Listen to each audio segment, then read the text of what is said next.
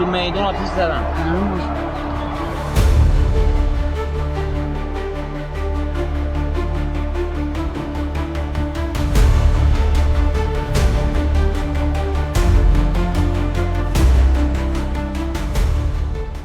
Was the internet blackout meant to silence Iran, or did it ignite the largest uprising in decades?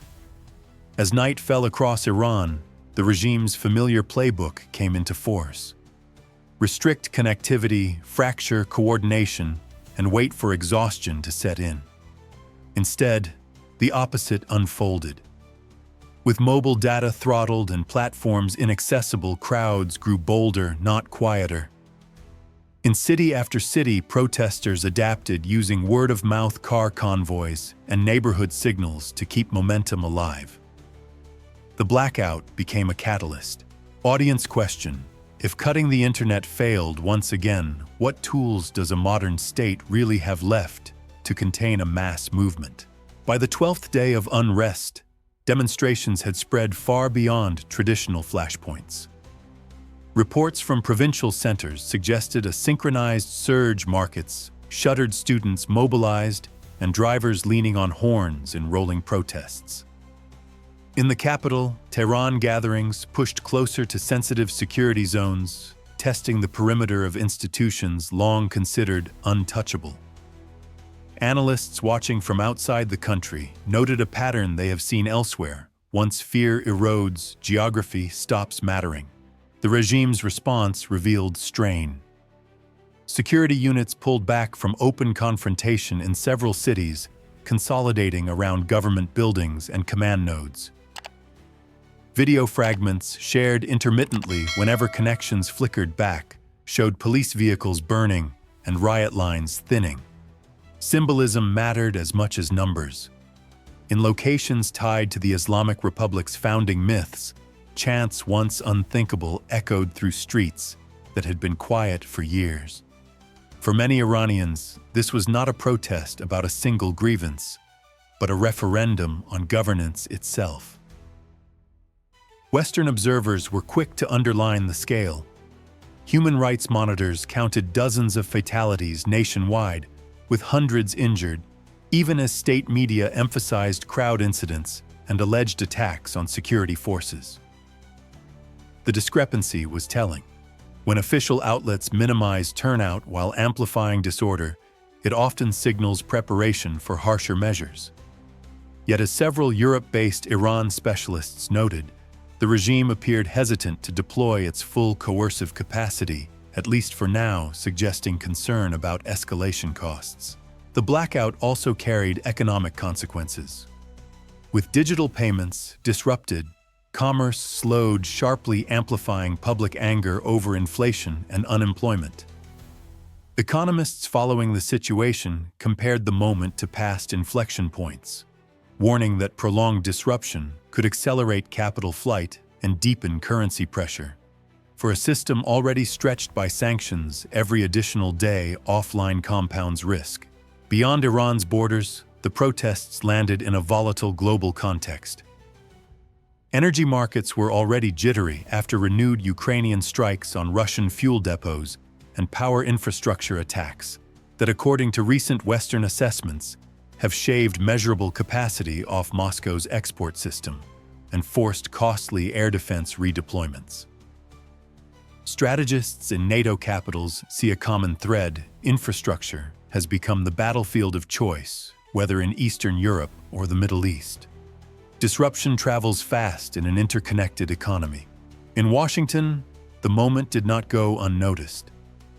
With Donald Trump in the White House, senior U.S. officials framed events as a test of Tehran's willingness to reform versus repress. Public statements emphasized support for peaceful assembly while warning against mass violence. The signal to allies was clear: instability in Iran now intersects with broader Western concerns, from energy security to deterrence credibility. As the first phase of this uprising closed, one conclusion stood out. Cutting connections did not break the movement, it hardened it. The streets' adapted narratives escaped control, and the costs of indecision mounted for those in power. Meanwhile, as crowds pressed closer to economic and security pressure points, what followed next would begin to reshape not just Iran's streets, but the regime's strategic calculus itself. Could authority survive once its own strongholds began to fracture? The answer started to emerge as protests surged into places long regarded as immune to dissent. Cities tied to the ideological foundations of the Islamic Republic locations, where loyalty had been assumed rather than tested, suddenly became stages for confrontation. Security forces withdrew from open squares, leaving behind scorched vehicles and hastily erected barricades. The optics were unmistakable. Control was thinning at the edges. Audience question: when unrest reaches the regime's symbolic heartlands, does repression still deter, or does it accelerate defiance? In the capital, pressure intensified around sensitive installations. Demonstrators pushed within short distance of command centers linked to the Islamic Revolutionary Guard Corps, an institution built to prevent precisely this scenario. Analysts noted that even approaching such zones carried enormous risk, yet the crowds kept advancing. What mattered was not seizure but proximity, the message that barriers once feared were now negotiable. Symbolic targets multiplied. Memorials honoring prominent figures of the security establishment were vandalized or set ablaze, signaling a shift from policy grievances to outright rejection of the system's icons. Sociologists observing the footage argued that this stage marks a psychological break. When symbols fall, legitimacy erodes faster than manpower. The state responded with arrests and selective force, but avoided a nationwide crackdown, reinforcing perceptions of hesitation. This restraint puzzled some Western observers. Historically, the regime has not shied away from decisive violence. Yet current conditions differ. Iran's economy is weaker, its international room for maneuver narrower, and its leadership acutely aware that images of mass bloodshed would carry consequences. Sanctions enforcement, diplomatic isolation, and even covert pressure could intensify overnight. In this sense, every baton strike now carries a strategic price tag. Economic nerves were exposed further as unrest touched logistics corridors. Reports of disruptions near major transport hubs triggered anxiety in commodity markets, already strained by global conflict. The timing was notable. Only days earlier, Western intelligence assessments highlighted how Ukraine's sustained campaign against Russian energy infrastructure, refineries, depots, and power nodes had forced Moscow to divert air defenses from the front, raising costs and reducing export flows. The lesson was not lost on Tehran. Infrastructure vulnerability translates quickly into political leverage. For NATO planners, the parallels are striking. Modern conflict increasingly targets the systems that keep states functioning rather than front lines alone. In briefings, alliance officials warned that instability in Iran could ripple outward, affecting shipping lanes, insurance rates, and energy supply calculations from the Gulf to Europe. The West's strategic concern is not regime change per se, but shockwaves. Washington's messaging remained calibrated. With Donald Trump emphasizing freedom of assembly while cautioning against violence, the United States signaled support without committing to direct intervention. European partners echoed the line, urging restraint and transparency. Behind closed doors, however, diplomats acknowledged a dilemma: excessive pressure could unify hardliners, while silence could embolden repression. Inside Iran, the street narrative kept evolving. Neighborhoods coordinated guard rotations. Merchants closed shops in solidarity. Students marched with slogans that fused economic despair and political aspiration. Each act chipped away at the assumption that dissent could be localized and contained. The state's narrative isolated riots led by agitators rang increasingly hollow. As dawn broke on another day of uncertainty, one reality was clear. The contest had moved beyond isolated protests into a struggle over symbols, space, and credibility. Yet as authority wavered in the heartlands, the next shock would come not from monuments or marches, but from the country's economic arteries themselves. What happens when unrest cuts into the arteries of a state's economy?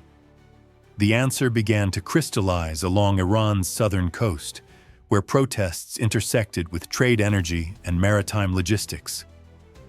As crowds surged in and around Bandar Abbas, reports emerged of civilians overrunning key access points and halting normal operations. Even temporary disruption at this hub carries outsized weight. The port anchors supply chains tied to fuel exports, imports of essential goods, and regional shipping routes through the Strait of Hormuz. Audience question: if symbolic protests shake legitimacy, can economic choke points decide the outcome? Market reaction was swift. Insurance premiums for Gulf shipping ticked upward on the mere hint of instability, while regional traders reassessed timelines. Economists following Iran argued that the psychological effect alone could outweigh the immediate physical damage. When workers hesitate, trucks idle and contracts pause. Pressure accumulates quietly but relentlessly. For a government already contending with sanctions and currency stress, even short interruptions amplify fiscal fragility. Security forces attempted to reassert control around commercial zones, but their posture revealed caution. Rather than sweeping clearances, units focused on perimeter defense, avoiding images of heavy violence near globally sensitive infrastructure. Analysts interpreted this as risk management. The regime sought to prevent a cascade that could invite external scrutiny or justify tougher international measures. The timing could not have been worse for Tehran. In Europe, policymakers were already grappling with the consequences of Ukraine's expanding campaign against Russian energy assets. Over recent weeks, Ukrainian strikes have targeted refineries, storage depots, and grid nodes deep inside Russia, forcing Moscow to reroute fuel flows and pull air defense systems away from frontline duties. Defense analysts estimate that these attacks have temporarily removed a meaningful slice of refining capacity, tightening regional markets, and underscoring how vulnerable centralized energy systems can be. The message resonates far beyond Eastern Europe. For NATO planners, the convergence is instructive. Infrastructure warfare, once a secondary consideration, now sits at the center of strategic planning. Disrupt a port, a pipeline, or a power hub, and political leverage follows. Alliance briefings increasingly stress resilience, diversified supply routes, rapid repair capabilities, and coordinated responses to hybrid threats. Instability in Iran adds another variable to an already complex equation for Western energy security. Washington's stance remained measured but attentive. With Donald Trump emphasizing deterrence and warning against mass repression, U.S. officials framed the port unrest as a reminder that economic mismanagement carries consequences. Privately, diplomats acknowledged that prolonged disruption at Bandar Abbas could alter calculations across the region, from shipping schedules to diplomatic leverage. Inside Iran, the symbolism was powerful. Protesters understood that visibility near economic lifelines magnifies their voice. Chants blended political demands with grievances over prices, jobs, and corruption. The narrative shifted. This was no longer only about rights, but about livelihoods. That fusion broadens participation and complicates repression. State media attempted to downplay the scale, labeling events as isolated disturbances. Yet leaked footage and eyewitness accounts told a different story. Even brief shutdowns at a port of this magnitude ripple through warehouses, trucking networks, and customs offices nationwide. Each delay feeds uncertainty, and uncertainty feeds dissent. As the night closed, one conclusion emerged among observers: the struggle had entered a new phase. Streets and symbols had set the stage. Economics now raised the stakes. What followed next shocked analysts even more, because the battle over ports and power lines soon collided with an escalating war over information and casualties. Was the information blackout concealing chaos or accelerating it? As the lights flickered and networks went dark, the cost of silence became measurable in lives. Across Iran, reports of fatalities climbed amid fragmented connectivity, leaving families and observers to piece together events from scattered clips and eyewitness accounts. The state framed deaths as accidents or stampedes. Human rights monitors countered with evidence of live fire and widespread injuries. The gap between narratives widened by the hour. Audience question: when information disappears, who controls the truth and who pays the price? The blackout's logic was familiar: sever coordination, slow momentum, and regain the initiative. Yet analysts noted a recurring pattern from past crises when official channels shut informal networks adapt. Neighborhood messengers replaced apps. Mosques, markets, and campuses became hubs of rumor and resolve. Short windows of restored service unleashed torrents of footage rapidly archived and shared abroad. The result was paradoxical: fewer connections, but sharper impact. Casualty figures became a flashpoint. Independent trackers counted dozens killed nationwide, including minors with hundreds wounded. Each new tally hardened public anger and international scrutiny. In Tehran, the soundscape itself told a story chants, punctuated by distant gunfire sirens and the rumble of traffic used as protest.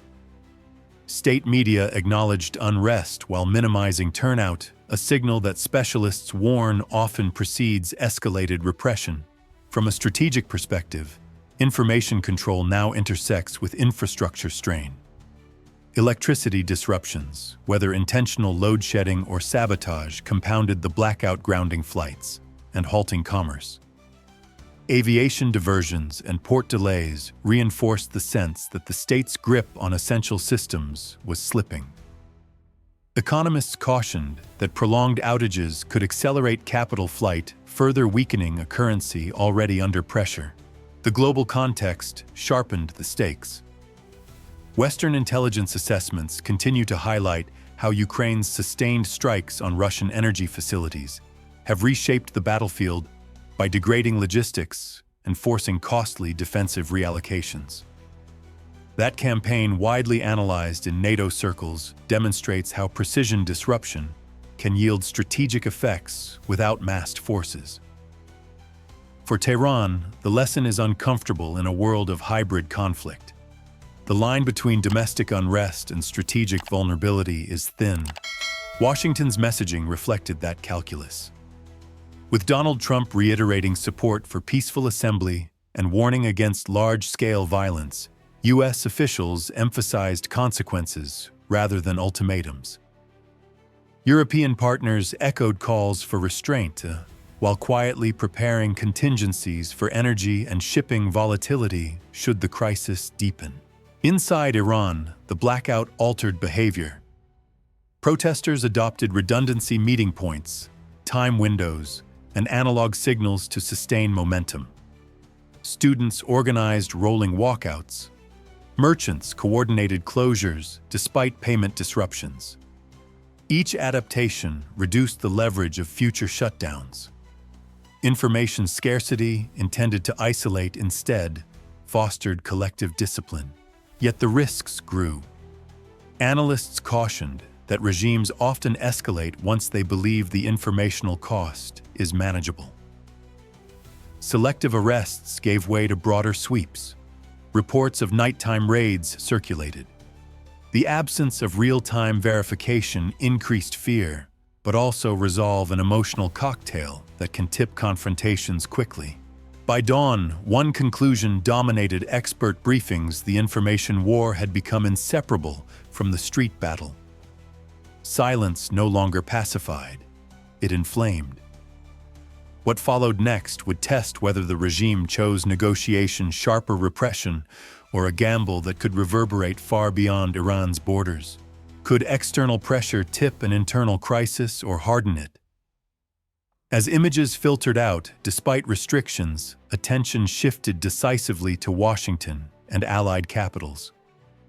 The question was no longer whether unrest existed, but how major powers would interpret it. With Donald Trump in office, U.S. messaging carried particular weight-calibrated public support for peaceful assembly paired with warnings against mass violence, signaled vigilance without a rush to escalation. Audience question: when a superpower speaks cautiously during unrest abroad, is it restraint or a signal waiting to be read? Statements from U.S. officials emphasized rights and accountability while keeping the door open to diplomacy. The subtext was unmistakable.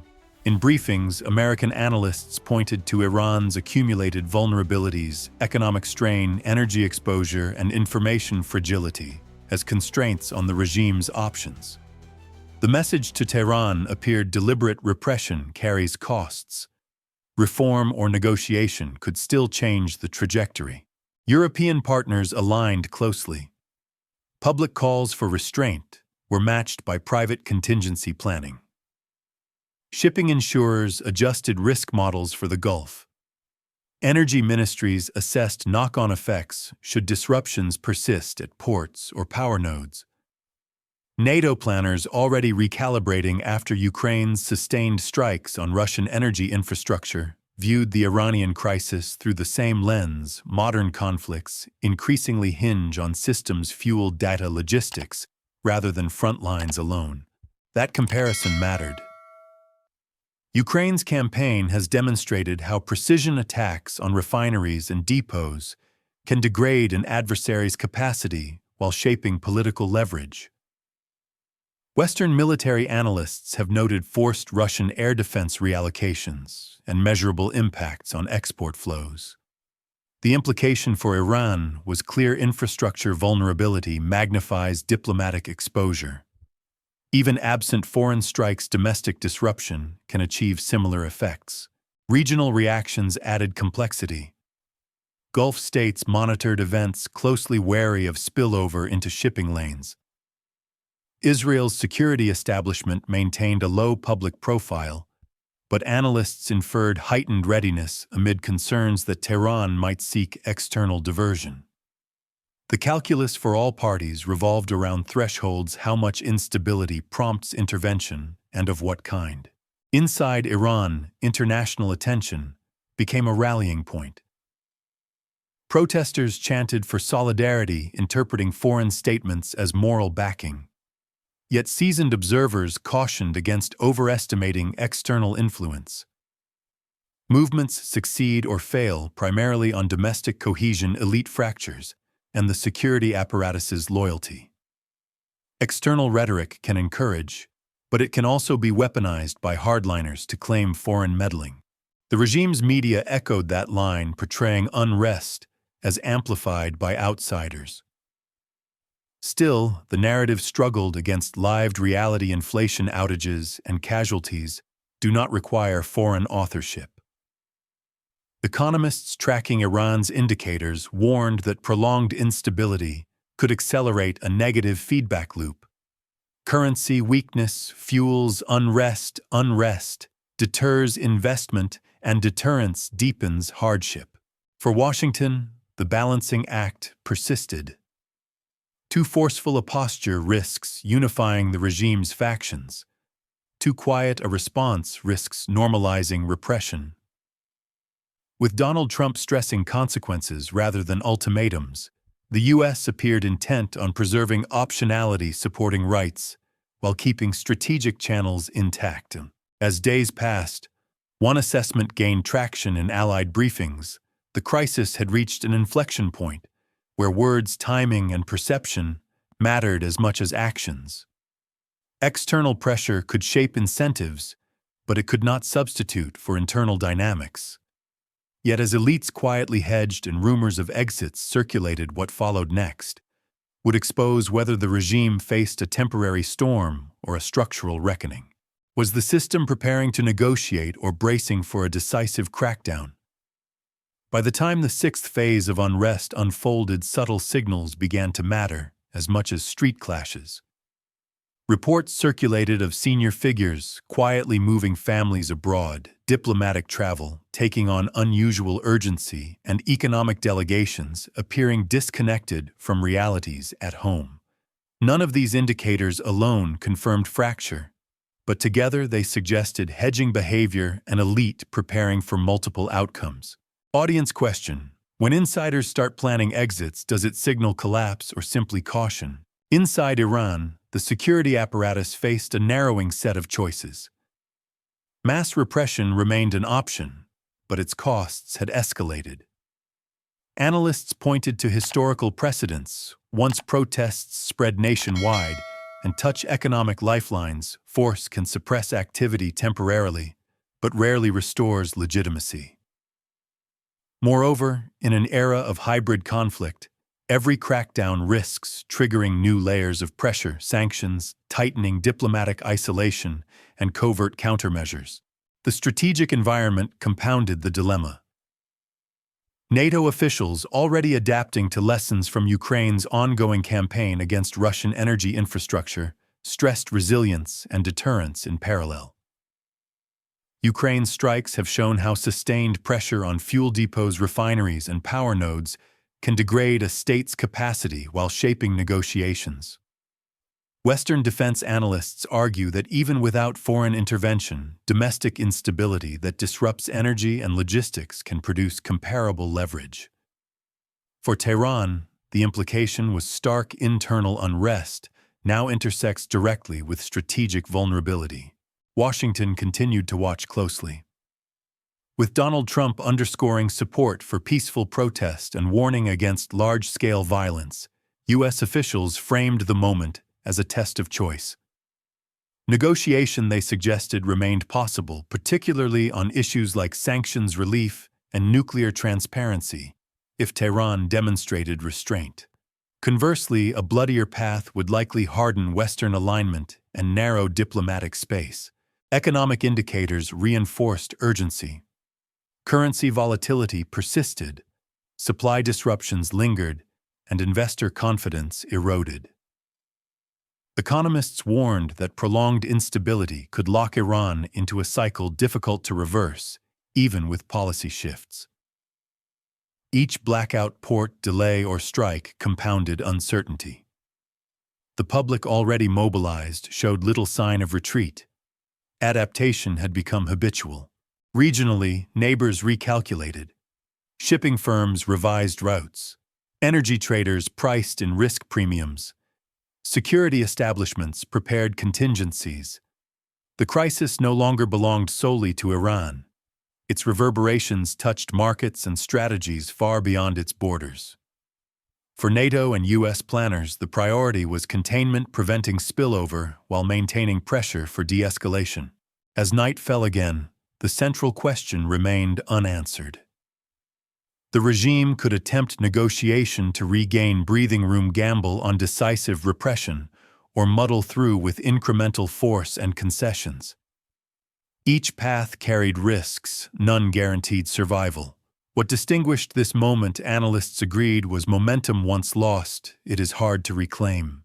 The uprising spread nationwide after an internet blackout, backfired, pushing protests into symbolic heartlands and economic choke points.